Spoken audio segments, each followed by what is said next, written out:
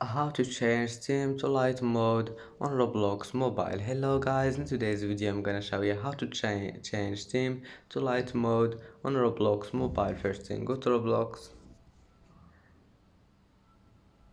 and now click these 3 points here in the bottom corner and then click settings and now click account info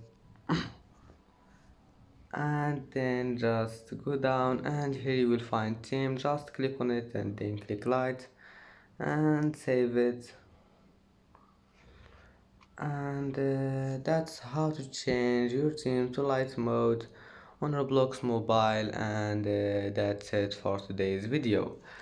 If you like this video, please don't forget like and don't forget to subscribe, and thank you for watching this video until the end, and see you in the next video.